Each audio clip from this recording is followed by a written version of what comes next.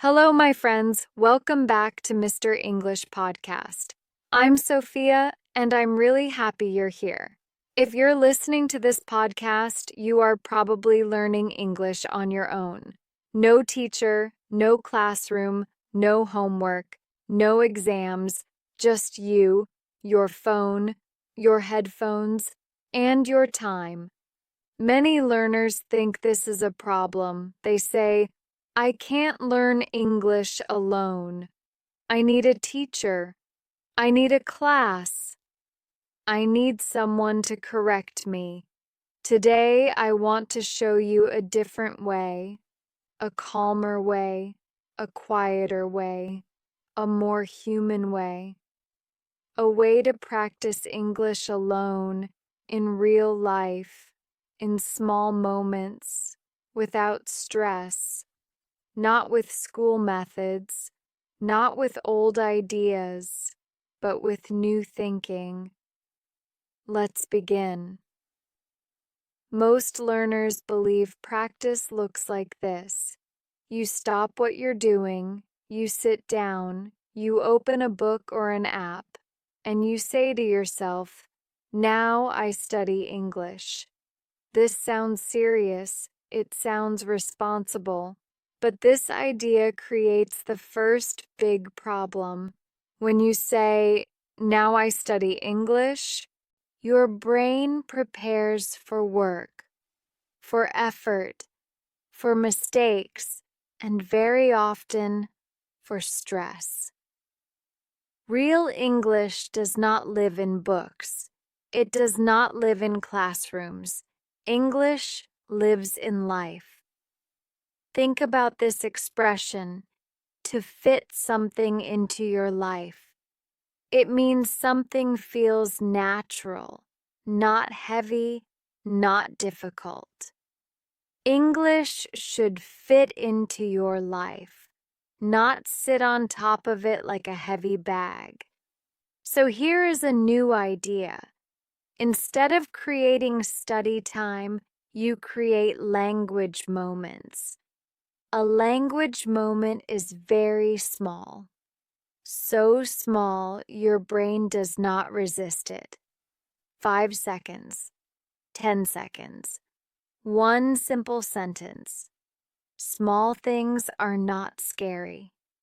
And when something is not scary, you actually do it.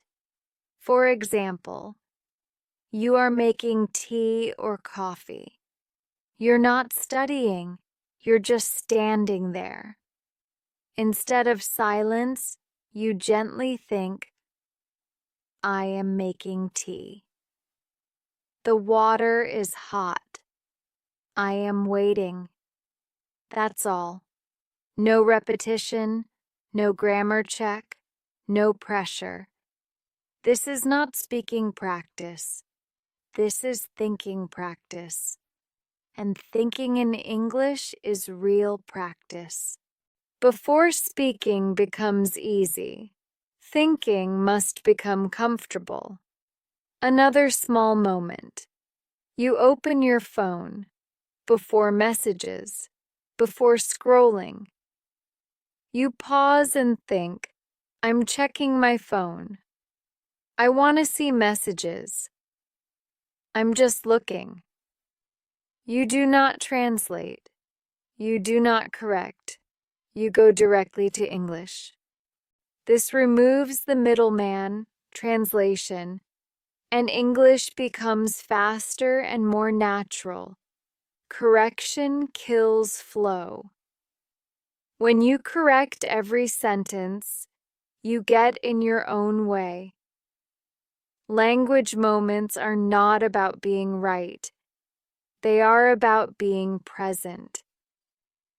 Many learners say, I will practice when I have time. But perfect time rarely comes.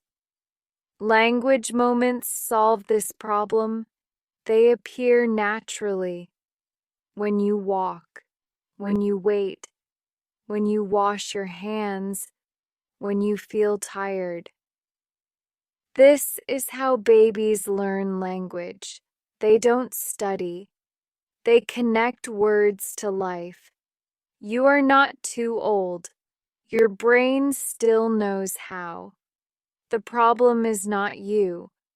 The problem is the method. When the brain relaxes, learning speeds up. Now let's talk about speaking fear. Many learners say, I understand English, but I can't speak. Very often, the real problem is fear. Speaking makes you feel exposed. Your voice becomes public. Mistakes feel dangerous. So here is a powerful idea. Invisible speaking. You move your mouth. You form the words. But no sound comes out. Only you know. This takes the pressure off.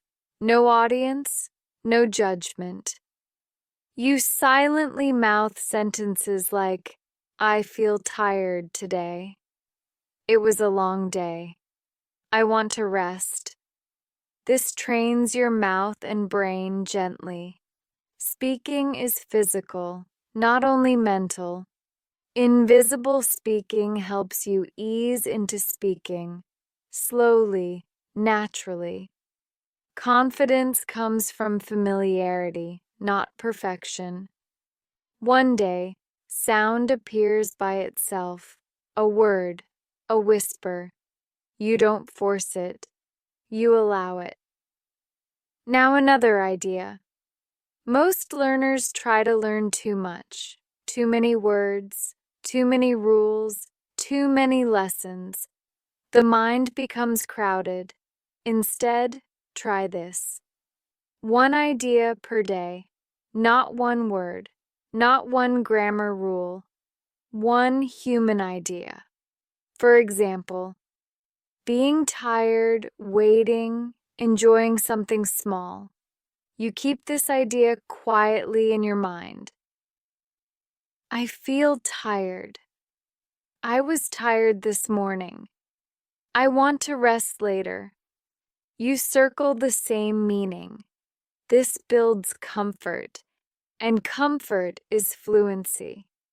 English grows deep first, like the roots of a tree. One last habit to release. Question-answer thinking.